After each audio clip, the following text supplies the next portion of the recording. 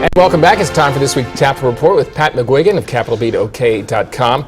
Pat, earlier this week you reported on the delayed health care mandate. Talk about the local reaction to that. Yeah, it's very interesting. Just like around the country, what the Obama administration has decided is to delay for a full year implementation of that employer mandate, the requirement that they provide health insurance, everybody I think from 50 employees up.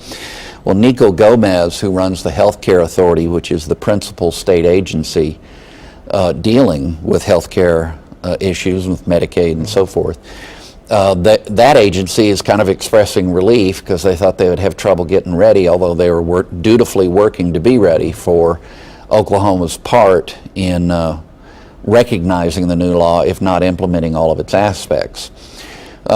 So the Levitt Partners Group, which Healthcare Authority commissioned to do a study, they had estimated that they couldn't be ready earlier than 2015 at the earliest. So what this means is that the state officials feel like they have the time to get ready. Now, on the other end, guys like Scott Pruitt and John Doak, Attorney General and the Insurance Commissioner, both statewide elected officials, both with great interest in this issue, are basically saying, told you so. Mm-hmm. You know, we said you couldn't get ready and you're not ready.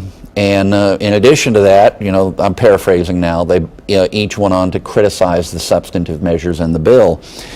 Scott Pruitt says that the legal provisions violate themselves, especially in light of the U.S. Supreme Court decision giving the states more latitude.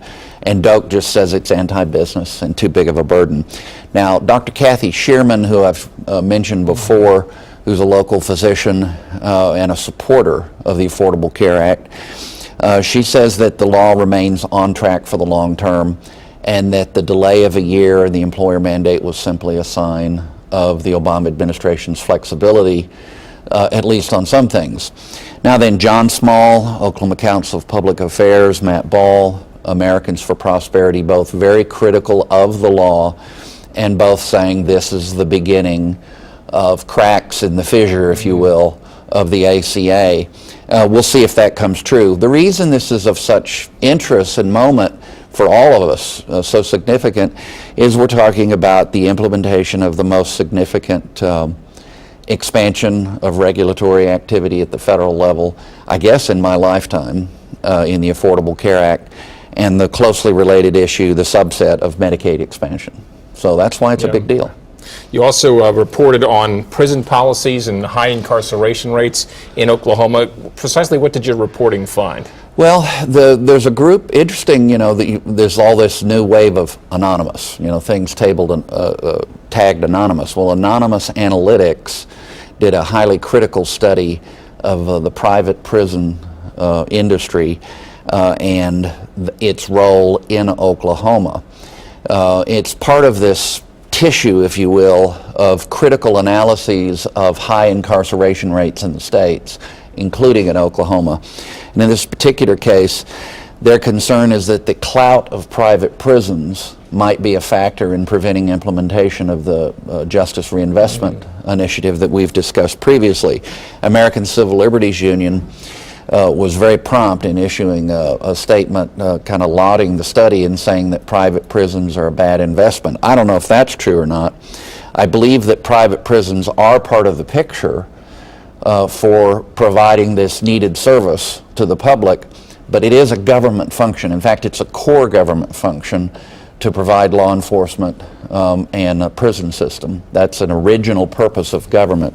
And so Governor Fallin, interestingly enough, has asked for a comprehensive audit, which is not unusual when leadership is changing. We've discussed Justin Jones, the director who's departing, and she's asked the auditor and inspector to take a close look at corrections practices, and I'm sure that'll happen, and that's fine. It'll probably help us do a better job going forward, so stay tuned. The private prisons is kind of a new aspect of the issue for me, having such prominence. All right, I don't know if you can handle this in just a couple of seconds, but Google hosting a fundraiser for Senator Inhofe when they have some very different positions on one climate issue. Yeah, it's interesting. Why? Well, there's a publication called The Daily Beast, and I can't remember the name of the fella.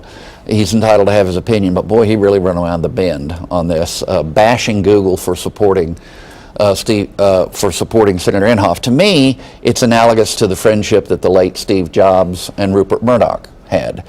When Jobs was still alive, and he regarded the Murdoch family as friends and regularly met with Rupert. And the reason is that's public life, or it should be.